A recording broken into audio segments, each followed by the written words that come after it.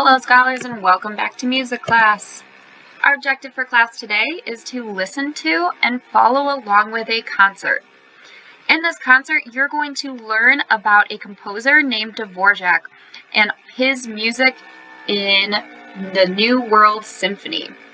So just listen to the music, follow along with the presenter, and get to know Dvorak.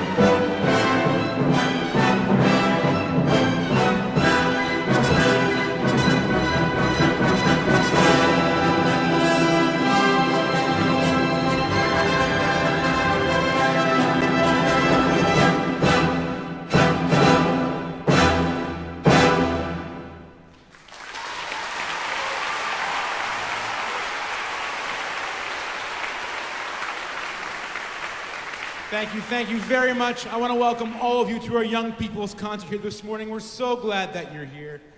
My name is Joshua Gerson, and of course, on stage with me is the fantastic New York Philharmonic. Give them a round of applause.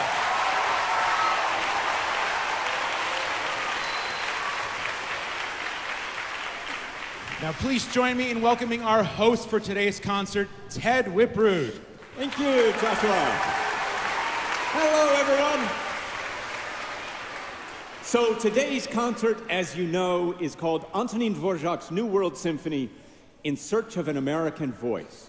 And we just heard some of the first movement of that New World Symphony. Who knows anything about Antonin Dvorak? Raise your hand if you know something. Oh, that's great. That's a lot of hands. Does anybody know anything about the New World Symphony? Yeah? Some hands there too? Let's find out what some of you know. And while we find out, we're going to look at some of the pictures some of you have sent us about Dvorak and about his journey to America. So who has something to tell us? Yes. Antonin Dvorak was born in the Czech Republic. Very good. That's right. He came from what's now called the Czech Republic. Anything about the music itself? Anybody know something about the New World Symphony? Yes, that's right. He composed the music for Going Home, but one of his students wrote those words that we know. Did you also hear in this music that rhythm that goes long, short, short, long? Anybody hear that? Right? There's one melody that goes up on that rhythm, right? And then one melody that goes down on the rhythm. Good listening. Did you also know that the New York Philharmonic gave the first performances of this piece in 1893? Or that Antonin Dvorak himself wrote on the title page of his autograph score, From the New World. He meant this as a kind of a postcard about all his American experiences to his friends back home. Now, Dvorak came from Bohemia, which is part of what's now called the Czech Republic. He traveled all the way by ocean liner to New York City. He spent 3 years here. One summer, he took a train. He loved trains. He took a train out to Iowa and Minnesota to spend time with Czech immigrants, to meet Native Americans, and see the spectacular scenery of America. He was brought to America by a woman named Jeanette Thurber, who wanted him to become the head of the National Conservatory of Music. Dvorak was one of the most famous composers in the world.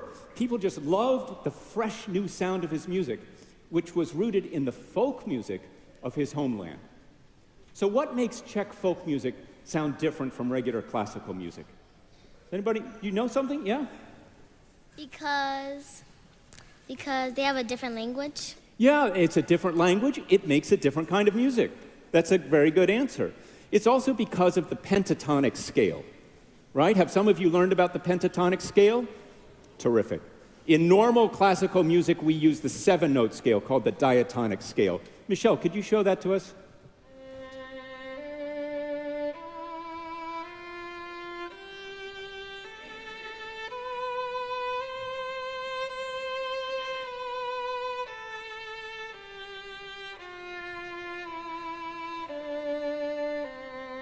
Right?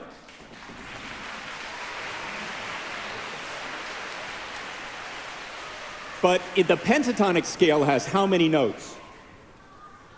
5, right. So what does that sound like?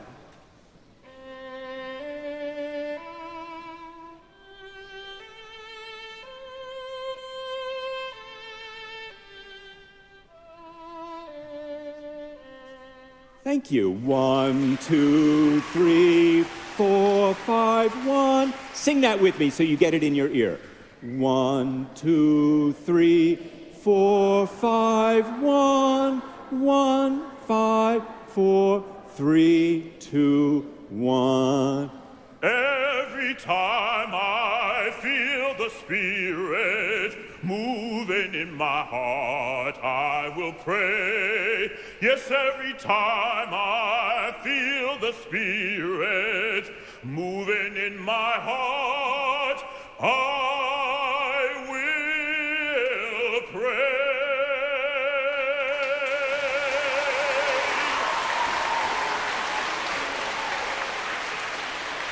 Mr. Kenneth Overton, everyone. Welcome, Kenny. Thank you, Ted. What you need to know about folk music is that it's not just about a scale, it's about a whole feeling. Now, what you just sang used exactly the same notes that we just sang when we came down the scale, but I don't think it was a Czech folk song. No, Ted, of course not. Well, not the last time I checked. Somebody had to do it. No, this was an African American spiritual. That same pentatonic scale can be found in folk music from all over the world. In music from Czech, Scottish, China, African American, and even Native American. Maybe that's why Dvorak took to the spirituals when he came to America. Well, where did he actually hear these spirituals? At the conservatory where he taught. One of his students was a guy named Harry T. Burleigh. Now, Burleigh learned these spiritual melodies from his grandfather, who had been a slave. You see, this took place only about 30 years after the end of slavery in the United States. Now, Dvorak loved to hear Burleigh sing these spirituals, and this one was one of his favorites. Swing low, sweet chariot, coming for to carry me home. Swing low, sweet chariot, coming for to carry me home.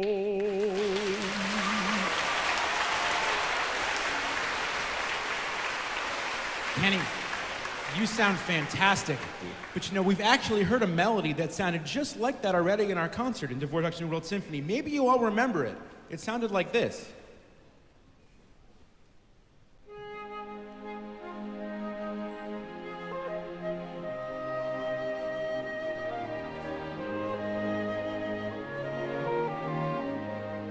Do you all hear how similar that sounds to Swing Low? And it really illustrates something Dvorak said. He said, the future music of this country, he meant the African American spirituals. And in the Largo, the second movement of the symphony, he really showed what he meant. He composed a melody that sounds so much like a spiritual that, as a young lady told us, people thought that it was a spiritual when his student put words to it. But in fact, it was his own melody, and with words, it's called Goin' Home. Would you sing that for us now, Kenny? My pleasure.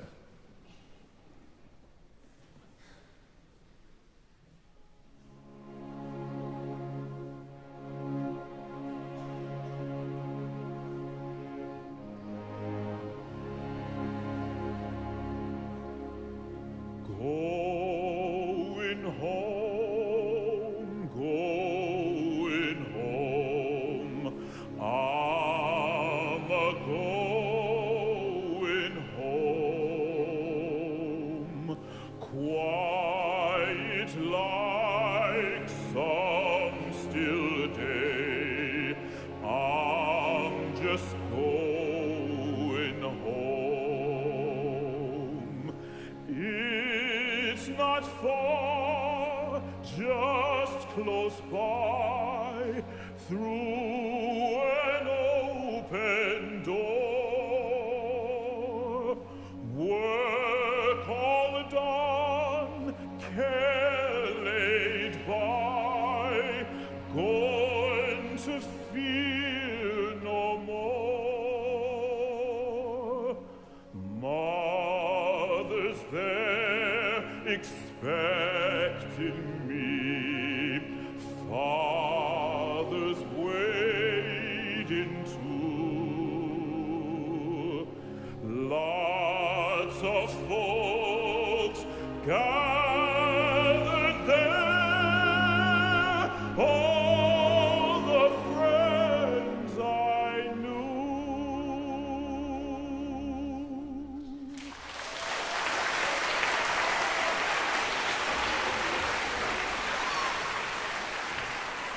Going home. You know, they say that Dvorak was longing for his homeland the whole time he was in America. Does it sound a little homesick to you? But really beautiful, right? How many of you know this song? Would you like to sing it with Kenny? Let's do that now. Would you help us? Ready? Going home, going home, I'm a-going home, quiet like some I'm just going home. It's not far, just close by, through an open door. Work all done, care laid by, going to fear no more. Mother's there expecting me, Father's waiting too. Lots of folks gathered there, all the friends I knew.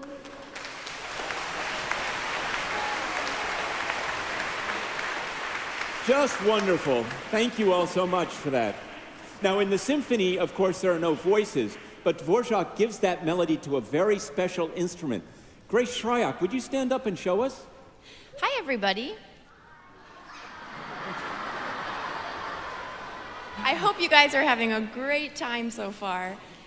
This is an English horn, and it's kind of a weird name for it because it's not English and it's not a horn like a French horn. It's actually a longer version of an oboe.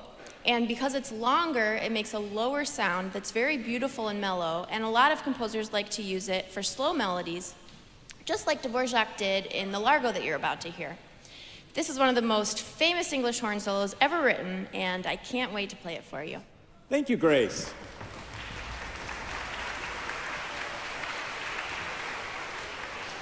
So we're about to hear the Largo of the New World Symphony. It's longer than the song we just sang. When the English horn finishes playing that melody, we're about at the middle point, and then it gets very soft and delicate and so sweet. Be sure you listen all the way to the end.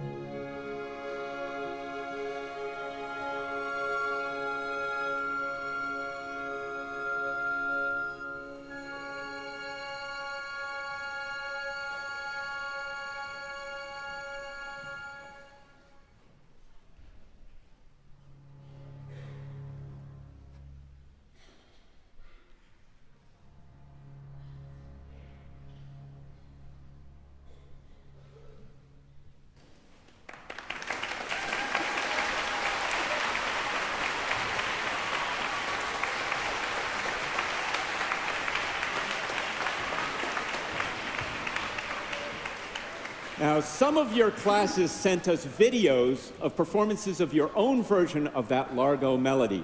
You put your own words to it with your own sense of home, or about your school, or about an adventure you've had. Let's see a few of those right now. At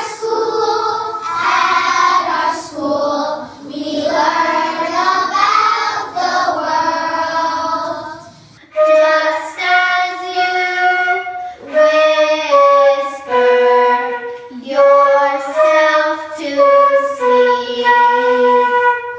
Having fun with friends at school, kids on the playground. Stapleton Lighthouse Community School.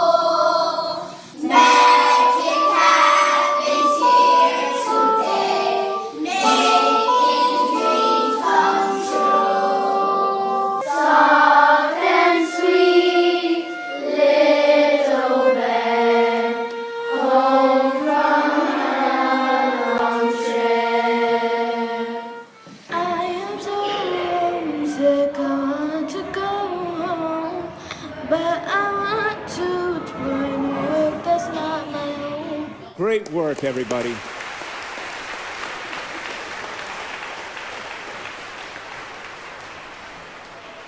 Now, Dvorak was also fascinated by Native American culture, and that began long before he came to America when he read a book called The Song of Hiawatha. It's the epic story of a hero named Hiawatha told in a long poem by Henry Wadsworth Longfellow. Dvorak wrote that the third movement of his symphony, called the Scherzo, was inspired by a scene at Hiawatha's wedding when his friend Paupuk Kiwis gets up to dance. First he danced a solemn measure, very slow in step and gesture, in and out among the pine trees, through the shadows and the sunshine, treading softly like a panther, then more swiftly and still swifter, whirling, spinning round in circles, leaping o'er the guests assembled, eddying round and round the wigwam till the leaves went whirling with him, till the dust and wind together swept in eddies round about him. On he sped, with frenzied gestures, stamped upon the stand, and tossed it wildly in the air around him. Thank you, Kenny.